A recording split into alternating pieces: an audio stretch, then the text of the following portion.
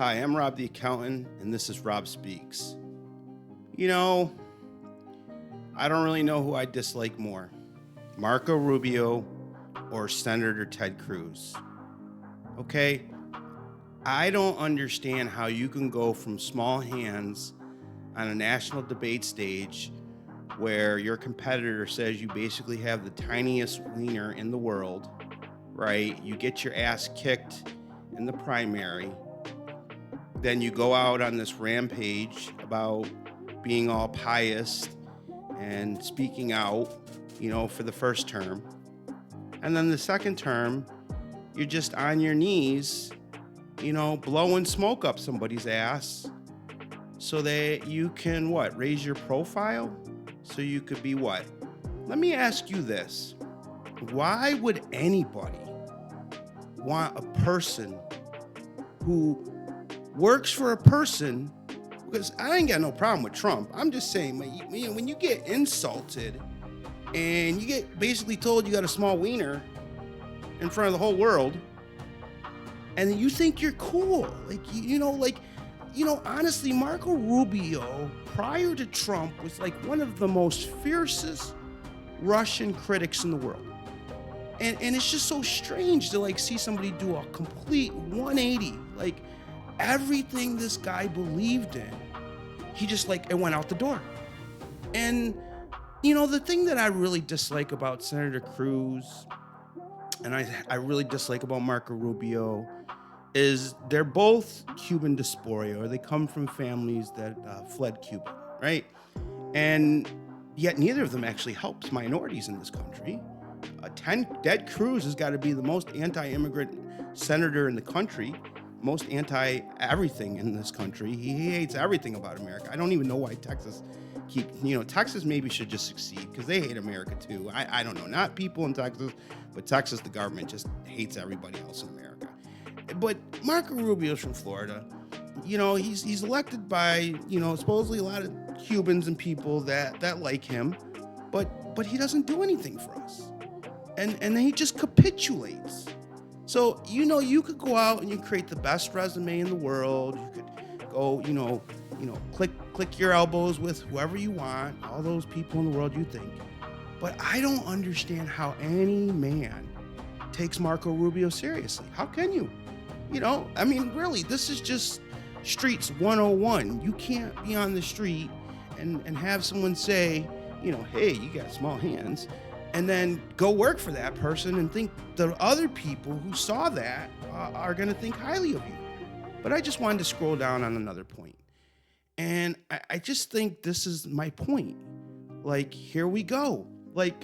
So this little blue guy here standing next to Marco Rubio is Speaker Johnson. And,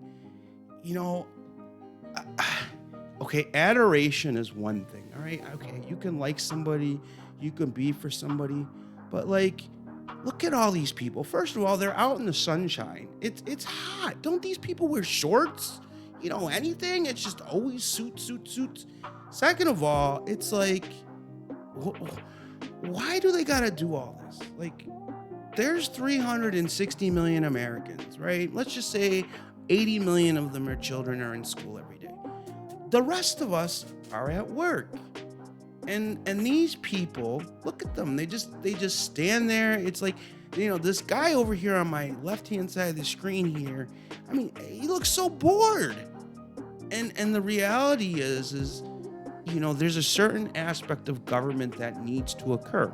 But right now, Speaker Johnson isn't signing a bill. He's not sending it to the Senate. And Marco Rubio there, he ain't doing nothing either.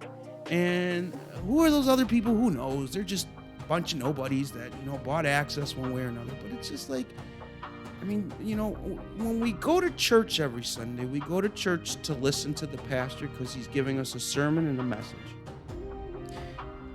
These aren't messages anymore. Our citizens know what our government does. And I think what I feel we need to do is sooner or later start closing the gap between the political elite and the commoners. Because the last time I checked, regardless of what people think about the founders, let's just be clear. All of the founders were sent over by the king. They were sent over on the king's charge, right? They didn't go find a whole bunch of poor people in England. They didn't go clear the dungeons out, right? They didn't go take free black slaves in England. Free black slaves, doesn't even make sense. They didn't take free black people in England and send them over to America. No, they sent they sent their brightest to establish a foothold in America for the King of England. So sometimes we can all say, hey, these people were the founders and they were so free and everything, but maybe they were just a little disgruntled because when somebody like Donald Trump or the king said, this is it, I'm gonna write an executive order, and you had to listen, well, maybe they just didn't want to listen anymore. Maybe they had their own views, right? So that's why maybe they enshrine the speech, they enshrine the right to bear arms, they enshrine the right for peaceful gatherings, right? Because maybe they were just a little disgruntled with the king. And here we are again in 2025, and we seem to have a whole cabinet this time. And I look at, Trump's trying to do what Trump thinks Trump is going to think he thinks is going to be good. But these rest of these people, they know. Marco Rubio has experience. He knows. And to sit over there and allow and to go as the Secretary of State over to Europe and pretend that Ukraine started the war, right?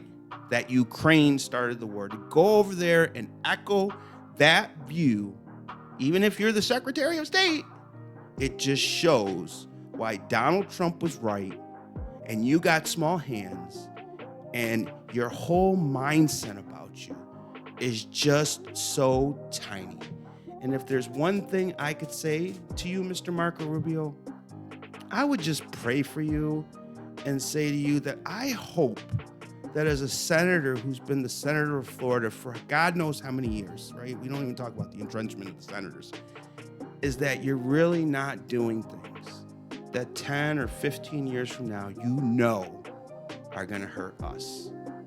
That would be the real kicker, is that if you're out there and you really know what you're doing is gonna put us at a disadvantage, then man, Mr. Rubio, you can go be whatever hats you want. They say you got 4 hats. You got National Security Advisor, Secretary of State, all these titles, right?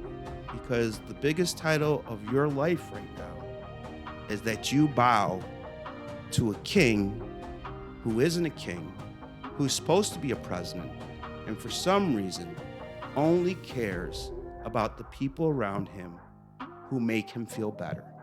Sometimes when you want to be a leader in life, you have to let the people around you know that maybe it's the wrong way. It's the right thing to do today is to say no to somebody today.